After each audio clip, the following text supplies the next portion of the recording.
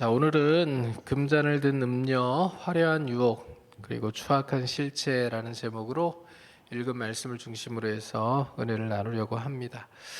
여러분 한 주간 평안하셨습니까? 주님의 은혜와 평강이 여러분들에게 늘 넘쳐나시기를 주님의 이름으로 축복합니다. 1920년대에요. 미국 상류 사회에서 선풍적인 인기를 끌었던 라디톨이라고 하는 음료수가 있습니다. 당시 이 음료는 병에 담긴 햇살이라는 아주 매혹적인 슬로건을 내걸고 불티나게 팔렸습니다. 광고는 이렇게 이야기를 해요. 이것을 마시면 지친 몸에 활력이 돌고 영원한 젊음을 얻을 수 있습니다. 여러분 이런 광고를 들으면 사서 드시겠습니까? 안 드시겠습니까? 몸에 활력이 당장 돌고 그다음에 영원한 젊음을 얻을 수 있다. 사서 드시겠죠. 이게 미국 상류 사회에 선풍적인 인기를 일으켰어요. 근데 가격이 너무 비싸가지고 일반인들은 전혀 마실 수가 없는 음료수였습니다. 부유층 사이에서는 이 음료수가 이제 황금빛깔이 나는데 이 금빛물을 마시는 것이 성공과 부의 상징으로 여겨졌어요. 당시에 미국의 유명한 사업가이자 이 사교계의 황태자라고 불렸던 에덴 바이어스라는 사람이 있었는데 이 사람이 이 음료수의 효능에 대해서 맹신을 했습니다. 원래 이 광고에는 과장이 항상 담기게 되어 있잖아요. 근데 이 사람이 이것을 완전히 맹신한 거예요. 마실 때마다 막 힘이 나는 것 같고 젊어지는 것 같은 느낌이 막 들었던 거예요. 남들보다 더 많이 마셨어요.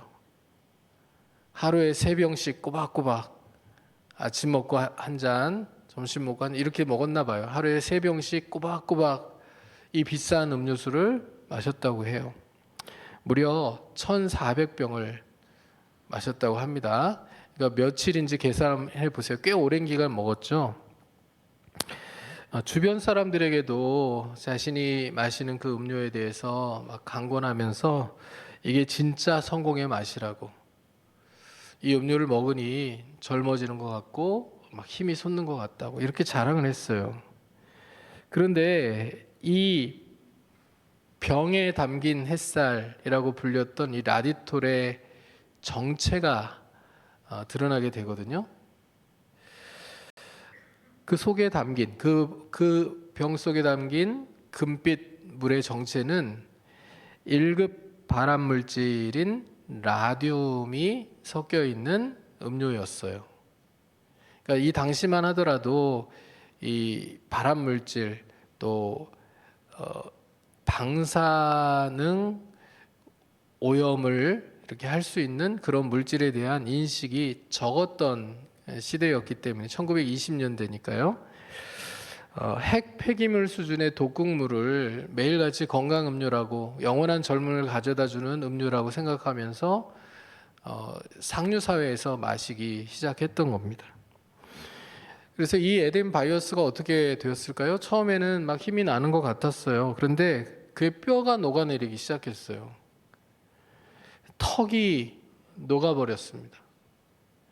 온몸의 뼈가 녹아내리기 시작했어요. 결국 그는 가장 끔찍하고 고통스러운 모습으로 비참하게 생을 마감하게 되었습니다.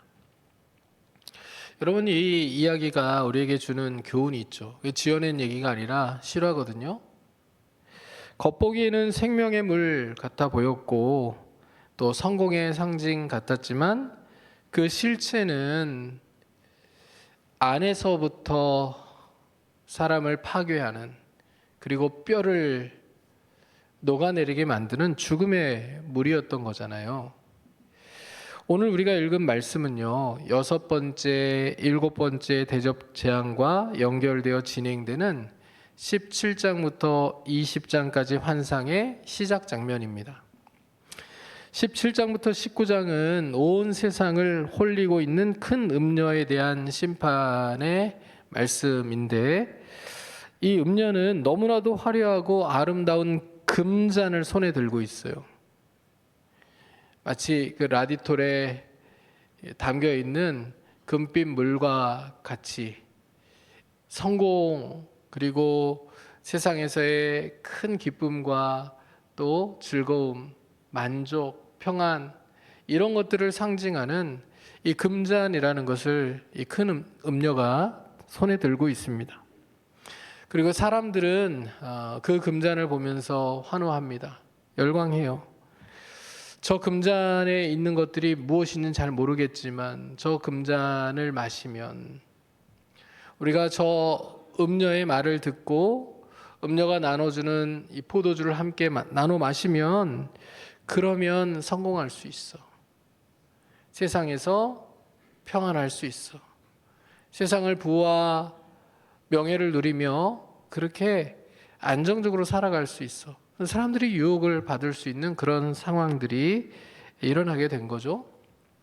그런데 하나님은 오늘 사도 요한을 데리고 화려한 조명이 다 꺼져버린 깜깜한 광야로 데리고 나가셔서 그 금잔 안에 무엇이 담겨 있는지 그 실체를 보여주시는 거예요.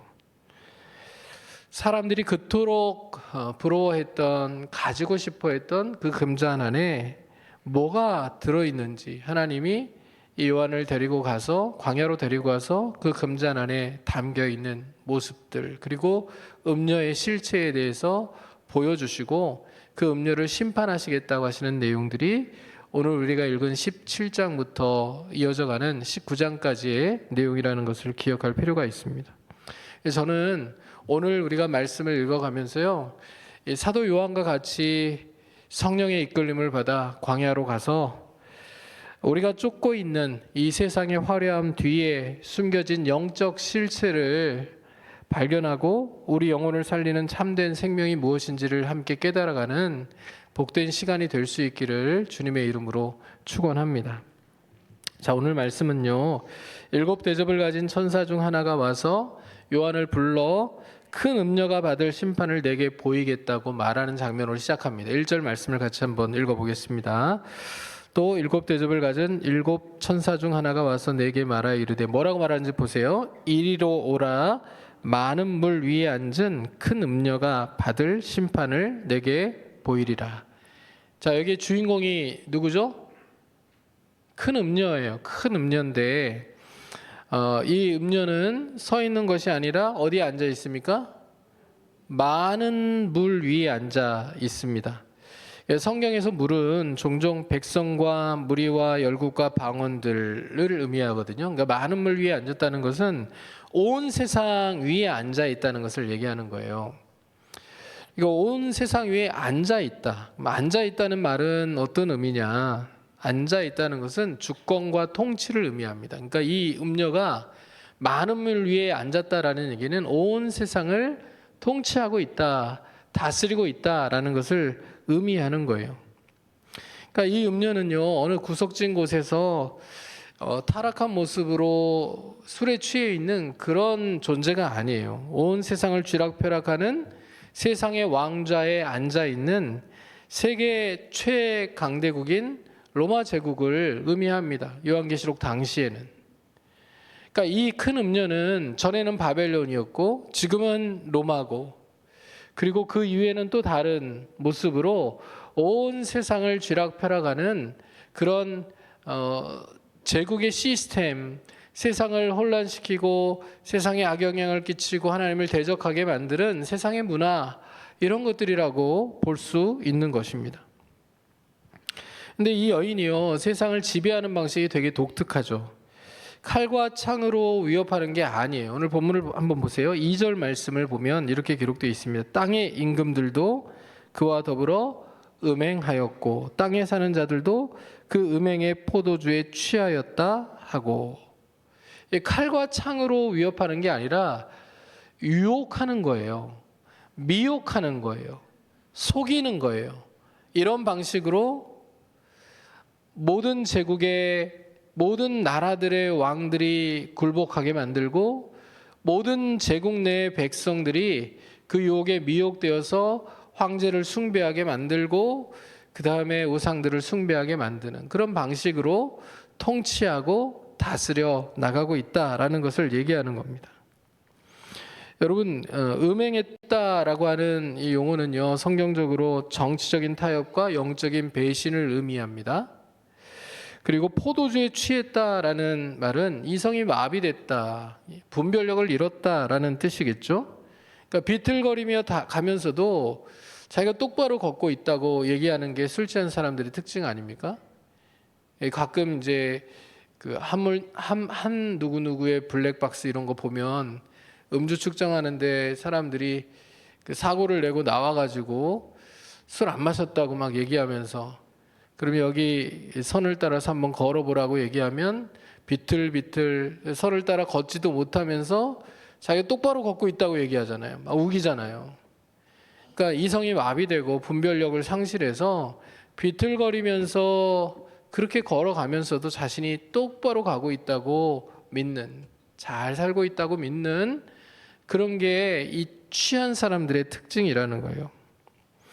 여러분, 오늘날에도 얼마나 많은 사람들이 이 성공이라는 포도주에, 이 음료의 포도주에 취해 살아가고 있습니까? 돈이라고 하면 양심도 팔고 또 가족도 팔고 친구도 팔고, 성공을 위해서라고 하면 가족도 그리고 친구도 또 신앙도 다 포기하고 희생하고 타협해 버리는 그런 모습들이 얼마나 많이 있습니까? 그러면서도 자신은 잘 가고 있다고 얘기하죠. 다들 다 그렇게 사는데 뭐 내가 이렇게 사는 게 뭐가 문제야. 내가 지금 가고 있는 길은 지혜로운 길이고 맞는 길이야. 비틀거리며 가면서도 그 길이 맞는 길인 것처럼 우기면서 가는 거죠. 여러분, 이 모습을 성경은 지금 음료, 바벨론의 포도주에 취한 상태로 우리에게 말씀하고 있음을 기억할 필요가 있습니다. 오늘 우리가 살아가는 세상은 우리에게 억지로 우상을 섬기라고 강요하지 않습니다. 우상을 섬기지 않으면, 세상의 이데올로기를 따르지 않으면 죽이겠다고 협박하는 그런 세상도 아닙니다. 그러나 음료의 유혹은 계속되고 있습니다. 금잔 안에 담긴 포도주를 마시면 행복할 것처럼, 성공할 것처럼, 이 세상에서 누구보다도 평안하고 기쁜 인생을 살아갈 것처럼 그렇게 유혹하는 일들은 지금도 계속되고 있다는 것입니다. 그렇게 우리는 분별력을 가지고 세상을 바라볼 수 있어야만 합니다. 우리의 마음을 빼앗고 우리의 생각을 빼앗고 우리의 인생을 송두리째 빼앗아갈 그런 음료의 유혹이 무엇인지를 우리가 말씀을 가지고 분별하며 살아갈 때 하나님이 우리에게 주시는 영원한 생명과 영원한 기쁨과 영원한 평안을 누리며 살아갈 수 있다는 것을 잊어버리지 않고 살아가는 하나님의 사람들이 될 수 있기를 주님의 이름으로 축원합니다. 그러니까 우리가 이렇게 분주하고 복잡한 세상 속에서 살아가면요, 여러분, 이 금잔 안에 뭐가 담겨 있는지 안 보일 수 있어요. 어떤 게 진짜고 어떤 게 가짜인지, 무엇이 우리를 정말 행복하게 하고 무엇이 행복을, 가장에 우리를 무너뜨리는 것인지 안 보일 수 있다는 거예요. 그렇게 하나님께서요, 3절 상반절 말씀을 보면 이 여인의 실체를 보여주시기 위해서, 그리고 금잔 안에 무엇이 담겨 있는지를 보여주시기 위하여서 요한을 성령으로 인도하셔서 광야로 데리고 가십니다. 왜 광야로 데리고 가셨을까요? 그냥 그 바벨론의 찬란한 도시에서, 로마의 그 찬란한 도시 한복판에서 음녀가 누구인지를 보여주셔도 되고 그 금잔 안에 무엇이 담겨 있는지를 보여주시면 될 텐데 왜 광야로 인도해 가셨을까요? 여러분, 도시에 있으면 이 도시의 화려한 네온 사인 때문에 밤하늘의 별이 보이지 않죠. 그렇죠? 여러분, 서울 한복판에서, 서울은 밤에도 환하잖아요. 서울 한복판에서 별을 보신 적이 있습니까? 별이 안 보이죠, 잘. 근데 좀 외진데 가면, 이 도시를 떠나서 숲속에 들어가면, 혹은 이 환한 네온 사인이 없는 깜깜한 바닷가에라도 가면 하늘 한번 쳐다보세요. 별들이 얼마나 많이 빛을 내고 있는지 우리가 보게 될 거예요. 그러니까요, 우리가 이 성공을 유혹하고 우리의 인생에 자극적인 유혹으로 가득한 세상 한복판에서는요, 무엇이 진짜인지 가짜인지를 구별해내기가 쉽지가 않아요. 그래서 하나님이 우리를 때로 광야 가운데로 이끌어 가시는 거예요. 하나님은 요한을 화려한 조명이 꺼진 곳 적막한 광야로 데리고 가셔서 거기서 세상의 민낯을 그대로 드러내 보여주시는 겁니다. 여러분, 우리가 때로 내 인생이 광야에 있는 것 같다라고 느껴지는 그런 순간들이 있을 수 있습니다. 갑작스럽게 몸이 아프거나 또 계획했던 일들이 틀어지거나 또 인생에 내가 감당할 수 없는 여러 어려움과 고통의 문제가 생겨날 때 내가 광야에 홀로 있다라고 그렇게 생각되는 순간들이 우리에게 찾아온 겁니다. 그런데 그때 우리가 이렇게 물을 수 있죠. 하나님, 나를 왜 이런 곳에 두십니까? 이렇게 물을 수 있겠지만, 그러나 기억하실 수 있길 바라요. 이 광야의 시간은 하나님이 우리를 버리신 시간이 아니에요. 하나님 우리를 책망하시고 야단치시고 매를 치셔서 우리를 광야 가운데 두신 게 아니라고요. 세상의 포도주에 취해서 흐려진 우리의 눈을 씻어주시고 진짜와 가짜를 구별하는 그런 마음을 주시기 위하여서, 또 생각할 수 있는 시간들을 주시기 위하여서 하나님이 우리에게 베푸신 은혜의 시간이라는 겁니다. 그래서 제가 아프신 분들을 위하여서 기도해 드릴 때 항상 그렇게 기도하거든요. 하나님, 병상에서 인생을 돌아보게 하시고 병상에서 살아계신 하나님의 뜻을 발견하게 하시고 병상에서 우리 주님과 더 깊은 교제를 나누며 이 광야의 과정을 통과해 가게 하시는 하나님의 마음을 깨달아 알 수 있도록 도와달라고 그렇게 기도하거든요. 여러분, 광야는 하나님의 음성이 들려오는 시간이에요. 장소예요. 광야는 살아계신 하나님을 깊이 체험하고 만날 수 있는 그런 곳이라는 얘기입니다. 여러분의 인생이 지금 광야에 있는 것 같다라고 생각이 되시면 이 광야 속에서 하나님이 내게 보게 하시는 것을 보게 하시고 느끼게 하시는 것을 느끼게 하시고 경험케 하시는 것들을 경험하면서 이 광야 안에서 살아계신 하나님을 깊이 만나 내가 세상의 실체를 분별하고 영원한 것들에 더 소망을 두며 살아가는 그런 믿음의 인생이 되게 해달라고 기도하며 나아가시는 하나님의 사람들이 되실 수 있기를 주님의 이름으로 축원합니다. 자, 그 다음에요, 짐승에 대한 이야기가 이 음녀가 탄 짐승에 대한 이야기가 3절에 나오는데 이건 다음 주에 우리가 더 집중적으로 살펴보기로 하고요. 4절로 넘어가 볼게요. 광야에서 요한이 본 이 여인의 모습은요, 큰 음녀의 모습은 충격적이었어요. 자, 보세요. 17장 4절 말씀을 한번 읽어보겠습니다. 그 여자는 자줏빛과 붉은빛 옷을 입고 금과 보석과 진주로 꾸미고 손에 금잔을 가졌는데 가증한 물건과 그의 음행에 더러운 것들이 가득하더라. 여러분, 여기 우리가 이 말씀만 딱 읽으면 어떤 느낌이 드세요? 아, 음녀가 굉장히 매력적인 모습으로 치장했구나, 이렇게 느껴지시죠? 이 자줏빛, 붉은빛, 이거 굉장히 귀한 색깔이거든요. 그래서 왕들이 입는 예복, 귀족들이 입는 그런 의복에 이런 색상들이 많이 사용되었는데요. 이것만 보면 이 음녀가 굉장히 화려한 모습으로, 사람들이 보면 되게 매력적인 모습으로 이렇게 유혹을 하면 넘어갈 수밖에 없는 그런 모습으로 치장했구나, 이렇게 생각할 수 있습니다. 근데요, 성경이요, 제가 계속해서 말씀드리잖아요. 요한계시록의 말씀들을 읽어가면서 우리가 구약을 계속 같이 연동해서 봐야 되고, 또 요한계시록에 나오는 사탄과 또 정치 세력들, 종교 세력들의 모습들은 항상 삼위일체 하나님을 패러디하거든요. 그 성경의 이 거룩한 그런 장면들을 패러디해요. 근데 오늘 이 여인의 이 큰 음녀의 모습도 구약의 하나님을 섬기는 대제사장의 모습을 패러디한 모습으로 학자들이 이야기를 합니다.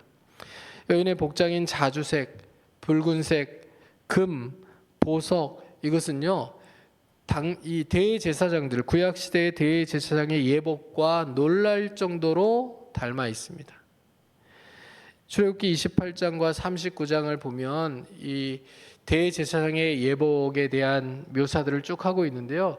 거기에 이런 장면이 그대로 있어요. 자주색, 붉은색, 그리고 금과 보석으로 치장한 대제사장의 예복. 그리고 이 대제사장은요, 금과 보석으로 장식되어 있는 옷을 입고 이마에는 패를 붙이는데 여호와께 성결이라고 써져 있는 패를 붙이고 사역을 하거든요. 그 항상 이렇게 지나다닐 때마다 대제사장이 여호와께 성결이라고 써 있는 그 패를 이마에 붙이고 있었기 때문에 대제사장을 만나는 모든 사람들은 하나님께 성결해야 된다라는 것을 인식하게 되겠죠, 그렇죠? 대제사장 지나갈 때마다 거기서 일하는 레위인들이든 또 성전에서 일하는 종들이든 아니면 제사장들이든 하나님께 우리가 성결해야 되는 존재임을 생각하면서 사역을 해나갈 거 아니에요. 거기에 오는 백성들도 마찬가지입니다. 이 성전 안에서 대제사장이 움직일 때마다 무엇을 봅니까? 여기 예배 드리러 온 우리 모두가 하나님께 성결해야 되는 존재라는 것을 생각하면서 하나님 앞에 예배를 드릴 거 아니에요. 그런데 여러분, 이 음녀의 이마에는 뭐라고 이름이 기록되어 있냐면요, 5절을 보면 이렇게 기록되어 있어요. 그의 이마에 이름이 기록되었으니 비밀이라 큰 바벨론이라 땅의 음녀들과 가증한 것들의 어미라 하였더라. 여기에 보면 큰 바벨론이라는 이름이 기록되어 있죠. 그러니까 패러디 맞죠? 그러니까 대제사장의 모습을 그대로 패러디한 거예요. 이 음녀는 큰 바벨론이라는 이름을 가지고 있어요. 여기 비밀이라고 되어 있던 것은요, 이전에는 감추어졌지만 이제 하나님께서 폭로하셨다라는 것을 의미하는 거예요. 여러분, 이것이 뭘 의미합니까? 이 패러디가 뭘 의미합니까?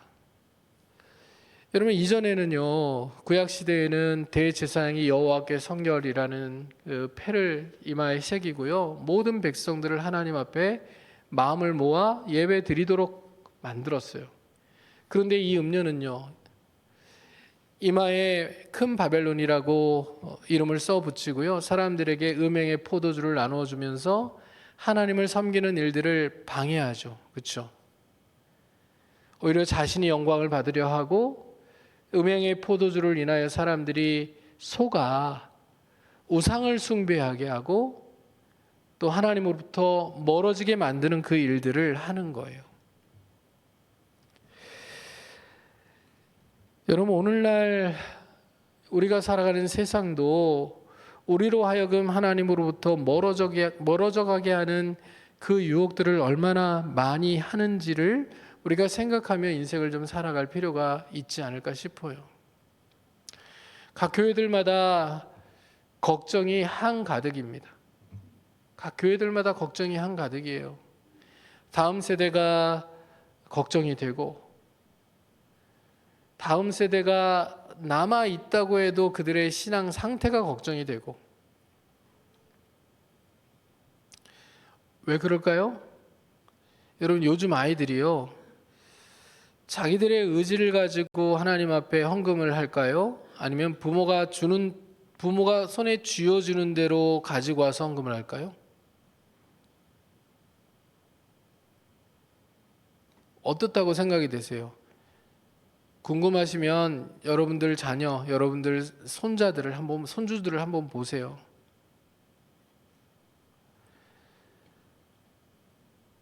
부모가 손에 쥐어주는 대로 들고 와서 헌금합니다. 용돈이 생겼어도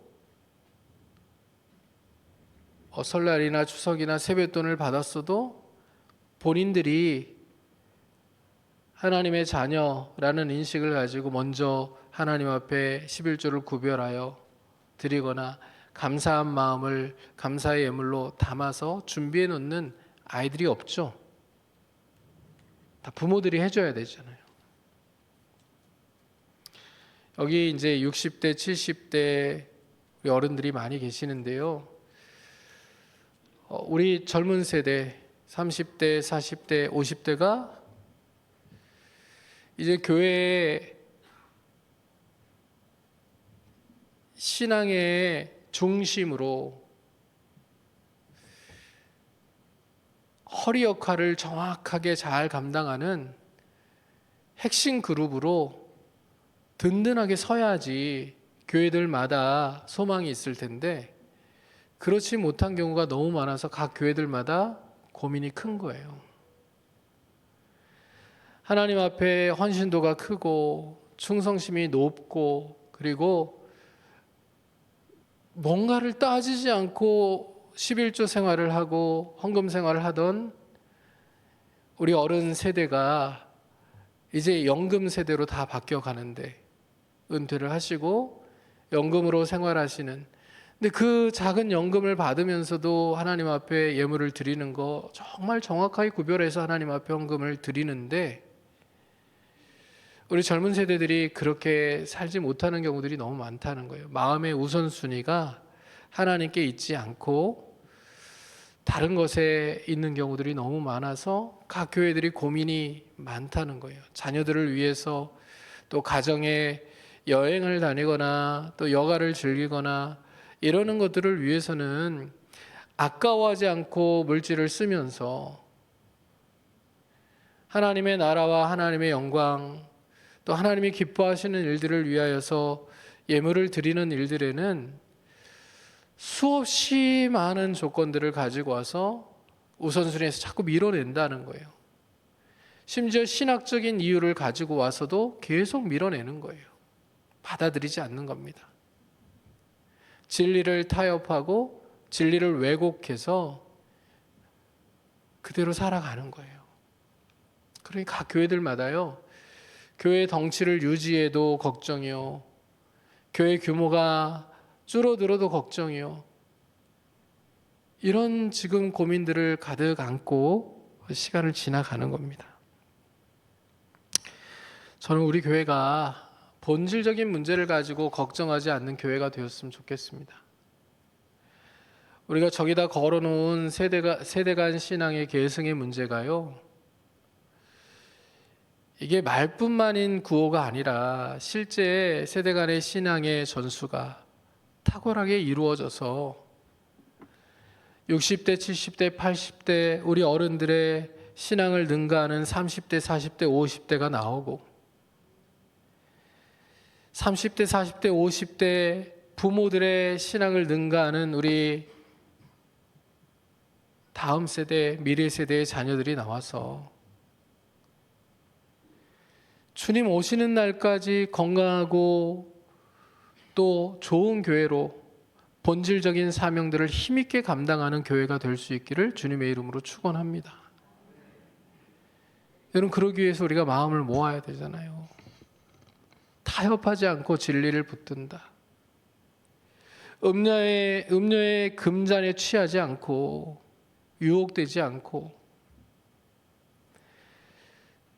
여호와께 성결, 우리가 하나님께만 예배를 드리고 하나님께 영광을 돌리고 하나님이 기뻐하시는 일들을 위하여 마음과 삶을 드리며 살아간다, 이렇게 고백하며 살아갈 수 있는 모든 세대가 온 교회가 될 수 있기를 주님의 이름으로 축복합니다. 여러분, 금잔의 유혹이요,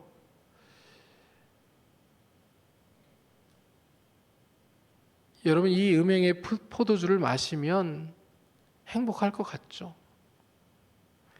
당장 11조 생활을 하지 않으면 삶이 조금 윤택해질 것 같죠. 근데 살아보니 그렇습니까?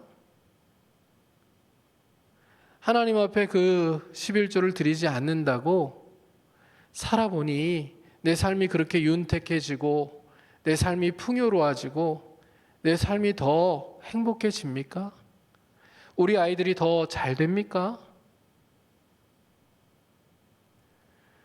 오히려 반대로 고백하는 분들의 고백들을 듣게 될 때 이런 이야기들을 모든 성도들이 좀 들었으면 좋겠다. 어려운 상황 가운데서 그래도 하나님 말씀하신 대로 먼저 하나님의 것을 구별하고 옛 어른들이 가르쳐준 대로 신앙의 선배들이 보여준 모습대로 먼저 하나님을 영화롭게 하는 일들에 마음을 쏟을 때 하나님 내 인생을 어떻게 복되게 하시는지 우리 교회 내에도 있어요.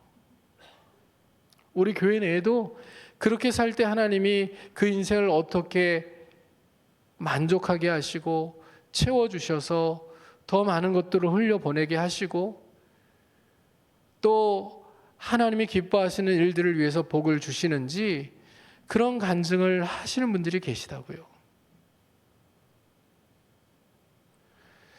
우리가 이런 말씀을 들으면 마음이 너무 불편하죠. 힘들죠. 근데 불편하라고 드리는 말씀이 아니에요. 제가 분명히 말씀드려요.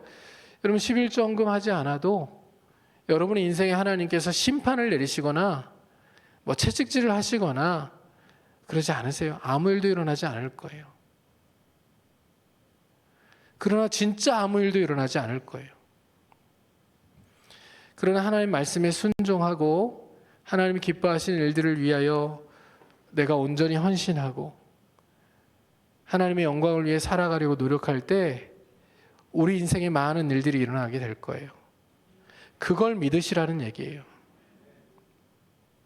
당장 10분의 1이 너무 버겁다.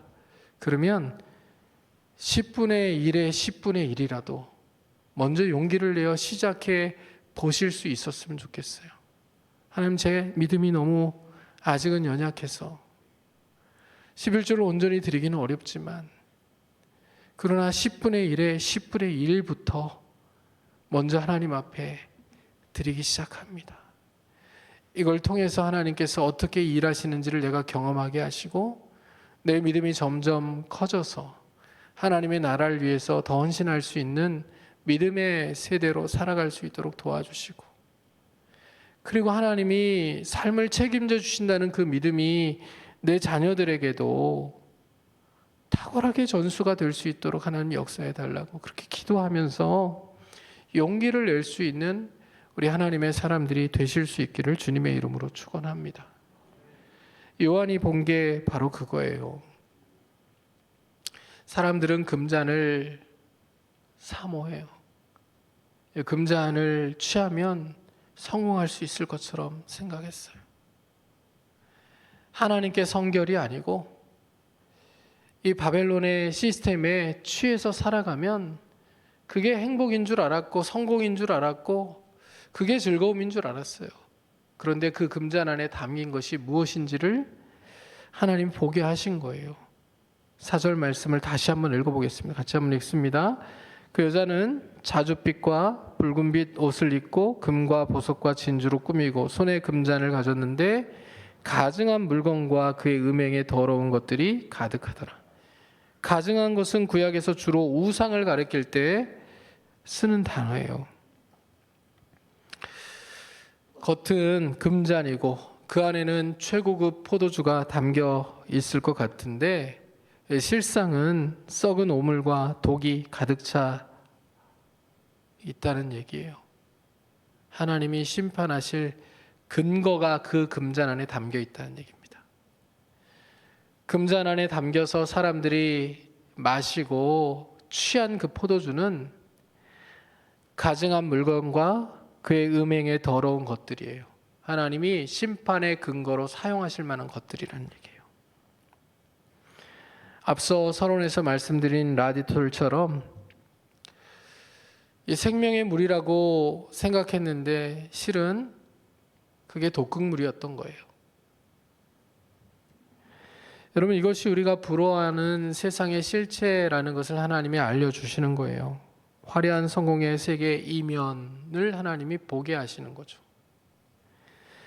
겉은 스포트라이트를 받지만 그 속은 마약과 도박, 성적 타락과 공허함으로 썩어 들어가는 이 성공한 세계의 모습의 이면을 우리가 알잖아요. 얼마나 많은 뉴스를 통하여서 성공한 사람들의 세계 이면에 더러운 것들이 가득하다는 것을 우리가 보면서 살아가고 있습니까? 부정부패로 쌓아 올린 권력의 금잔을 우리가 보고 있지 않습니까? 겉은 대단해 보이지만 그 안에는 억울한 사람들의 눈물과 피가 가득한 하나님의 심판의 근거가 될 만한 것들을 우리가 뉴스를 통하여 접하며 살아가고 있지 않습니까? 하나님은 오늘 우리에게 이 말씀을 통해서 강력하게 촉구하시는 거예요. 사랑하는 아들아, 딸아. 그 금잔의 겉모습만, 화려한 겉모습만 보지 말고 그 안에 담겨 있는 추악한 실체를 분별하며 살아가라. 여러분, 그렇게 살아갈 수 있는 우리 모두가 될 수 있기를 주님의 이름으로 축복합니다. 자, 마지막으로 6절 말씀을 한번 보세요. 요한이 가장 충격을 받은 장면이 이 장면이에요. 17장 6절 말씀 같이 읽습니다. 또 내가 보매 이 여자가 성도들의 피와 예수의 증인들의 피에 취한지라. 내가 그 여자를 보고 놀랍게 여기고 크게 놀랍게 여기니. 이 여인이요, 단지 그냥 술에 취한 게 아니죠. 이 여인이 뭐에 취했어요? 피에 취했어요. 누구의 피요? 성도들의 피와 예수의 증인들의 피에 취했어요. 지금 로마 제국이요, 행하고 있는 그 일들을 적나라하게 보여주고 있는 거죠. 사람들을 유혹했어요. 많은 사람들이 그 음행의 포도주를 마시고 취해 있어요. 그런데 거부한 사람들이 있을 거 아니에요. 내가 그 금잔을 안다. 그 실체를 안다. 거부한 사람들이 있을 거 아니에요. 거부한 사람들을 박해하고 핍박하여 죽이며 그 피에 취해 있는 모습입니다. 사실 이 모습은요, 당시 요한계시록 성도들에게는 굉장히 충격적인 장면이었을 거예요. 둘 중에 하나의 선택밖에 없는 거예요. 금잔 안에 분명히 더러운 것들이 담겨 있어요. 그러나 마시면요, 취해 살게 되겠죠. 그 제국의 시스템 안에서 그냥 자기도 모른 채 바른 길을 걸어가고 있다고 생각하면서 그렇게 성공했다고, 그리고 잘 살고 있다고 착각하며 살게 될 거예요. 그런데 그 금잔을 마시지 않으면요, 거기 안에 담겨 있는 온갖 더러운 것들, 우상 숭배의 것들을 실체를 파악해서 거부하면요, 어떻게 돼요? 박해를 당하고 죽임을 당하게 될 거예요. 이것을 하나의 모습으로 바꿔서 얘기해 볼게요. 자, 두 개의 잔이 있는 거예요. 하나는 금잔이고요, 하나는 예수님께서 마시신 고난의 잔이에요. 그리고 우리가 성찬을 통하여서 예수님의 그 잔에 참여할 때에 우리가 주님이 우리를 위하여 십자가에 달려 죽으신 것처럼, 피 흘리신 것처럼 우리도 주님의 고난의 잔을 마시며 우리도 내 삶의 마지막 순간까지 주님을 위하여 피 흘리기까지 사랑하며 섬기겠습니다 고백하는 거 아니에요. 이 두 잔이 있는 거예요.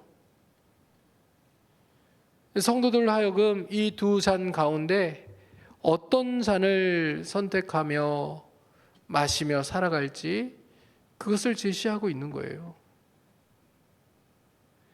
근데 이미 성도들은요, 우리는 지금 1년에 2차례 성찬 예식을 행하지만 이 당시에 계시록의 상황에서 성도들은 만날 때마다 성찬을 행했거든요. 성도들은 이미 마신 그리스도의 잔이 있어요. 고난의 잔을 이미 마셨어요. 주님과 함께 연합하여 살아가기로 고백했어요. 다짐했어요. 이미 마신 잔을 안 마신 것처럼 버려버리고 금잔을 마시며 취할 것인지, 아니면 이미 마신 잔이 있기에 금잔을 거부하며 주님이 걸어가신 것처럼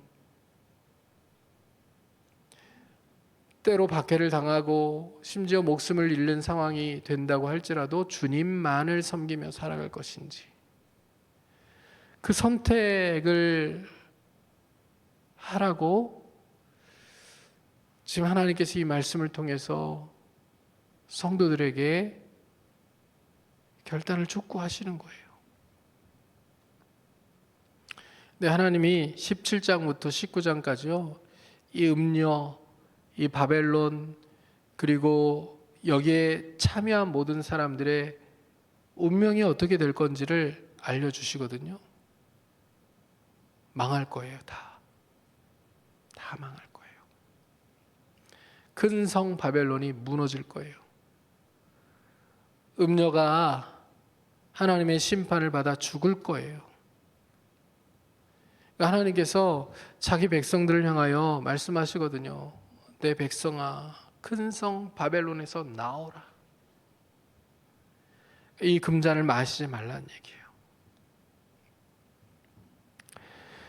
여러분, 삶을 살아가는 모든 날 동안에요, 이미 마신 예수 그리스도의 고난의 잔, 그 고난의 잔을 여러분 마음에 깊이 붙들고서 삶의 매 순간마다 주님과 함께 살고 주님과 함께 죽는 선택을 하면서 하나님의 영광을 위하여 묵묵히 걸어가는 하나님의 백성들이 되실 수 있기를 주님의 이름으로 축원합니다.